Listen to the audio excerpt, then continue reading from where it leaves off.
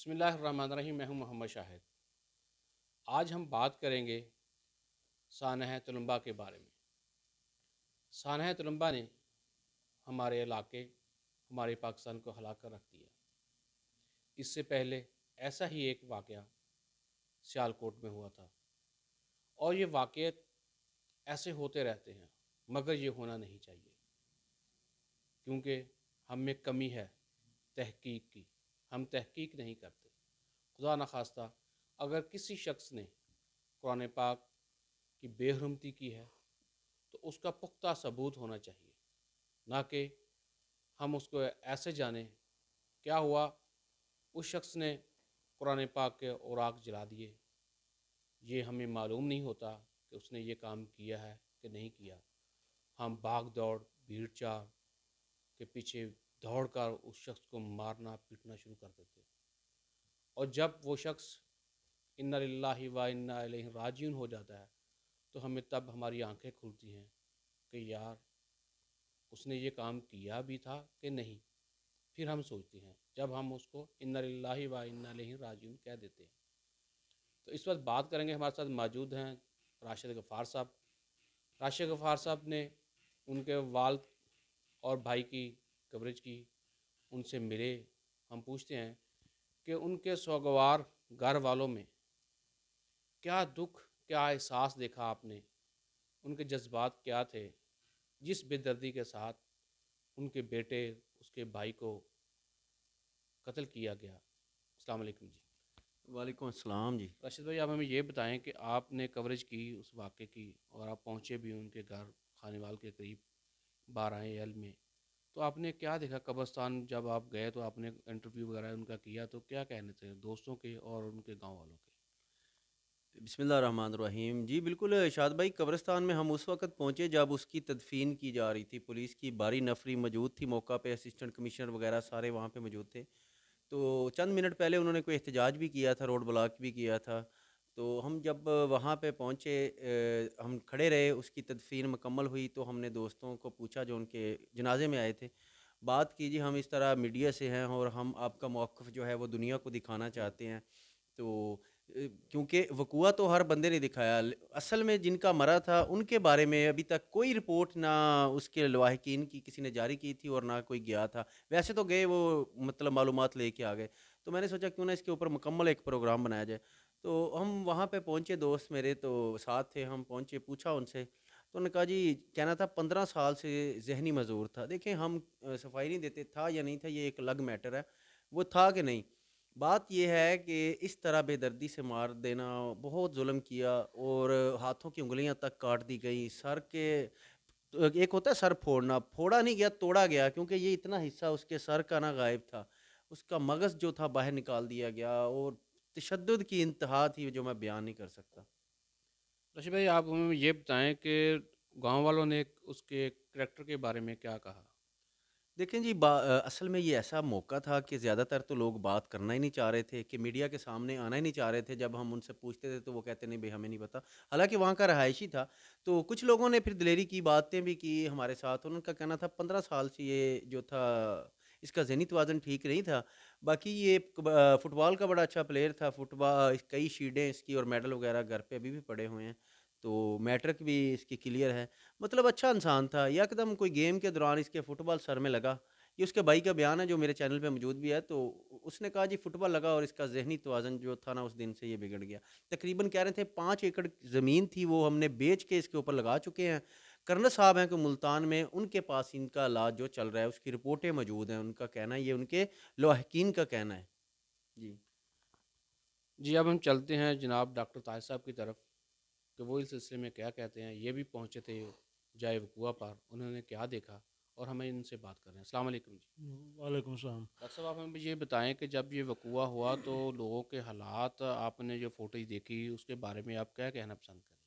بسم اللہ الرحمن الرحیم۔ یہ دیکھنے کے قابل نہیں تھا کہ اگر ایک انسان نے ایک غلطی کی ہے، اگر کی ہے تو اسے چاہیے تھا، عوام کو چاہیے تھا کہ اسے قانون نافذ کرنے والے اداروں کے پاس لے جاتے، انہیں پکڑوا دیتے۔ وہ بندہ، گورنمنٹ جو ہے خود اسے سزا دیتی، اسے جیل میں بند کرتی، جو بھی تھا تحقیقات ہوتی اس کی۔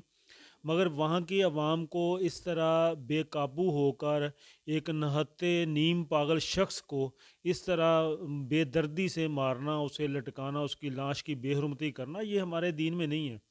ہمارا دین تو سافٹ سا دین ہے، نرم ہے، ہر معاملے میں نرم ہے۔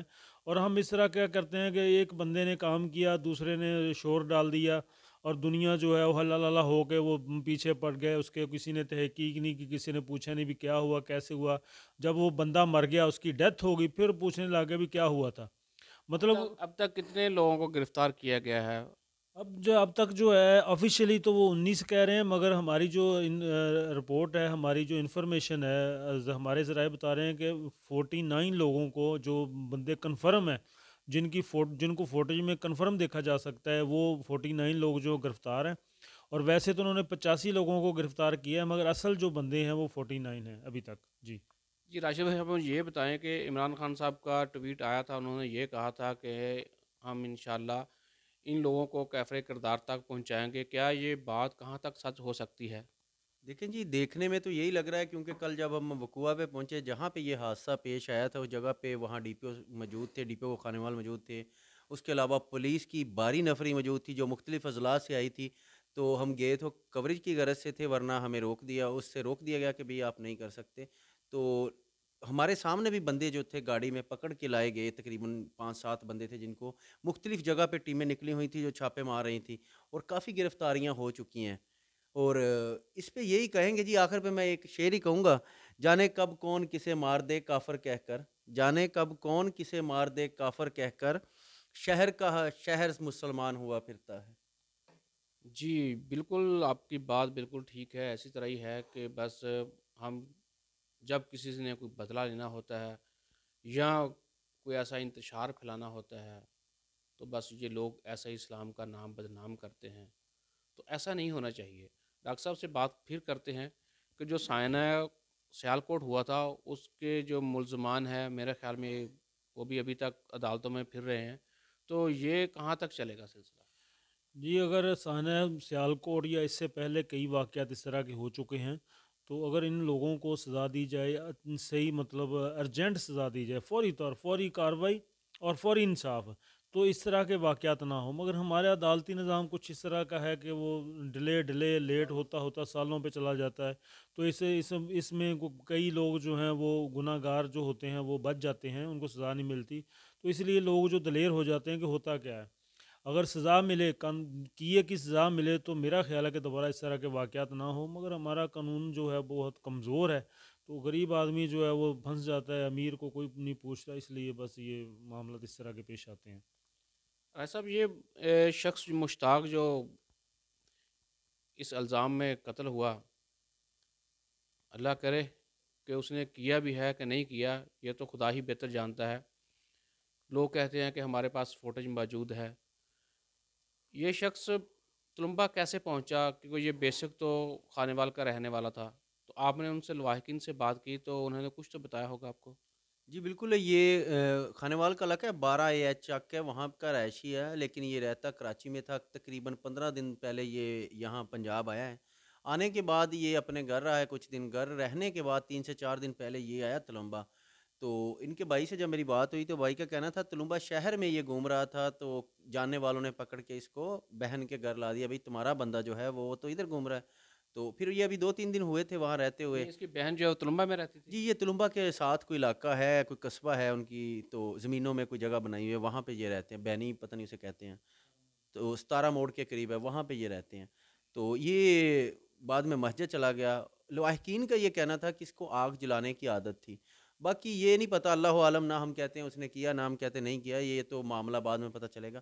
مگر جو ہوا یہ انتہائی شرمناک عمل تھا اور ظلم تھا، ظلم کی انتہا تھی، بس میں تو یہی کہوں گا جی۔ جی تو ناظرین، آپ نے ہمارے دونوں دوستوں کی باتیں سنی، ان کا یہی کہنا تھا کہ یہ جو بھی ہوا ہے ظلم ہوا ہے، یہ نہیں ہونا چاہیے تھا۔ اب ہماری سب کی آنکھیں جو عدالت عالیہ پر ہے کہ آیا کہ ان لوگوں کو کیا انصاف دلاتی ہے اور جو ملزمان ہیں ان کو کیا سزا دیتی ہے۔ تو دیکھتے رہیے، ہمارے ساتھ رہیے گا۔ اب اپنے میزبان محمد شاہد کو اجازت دیجیے۔ اللہ حافظ۔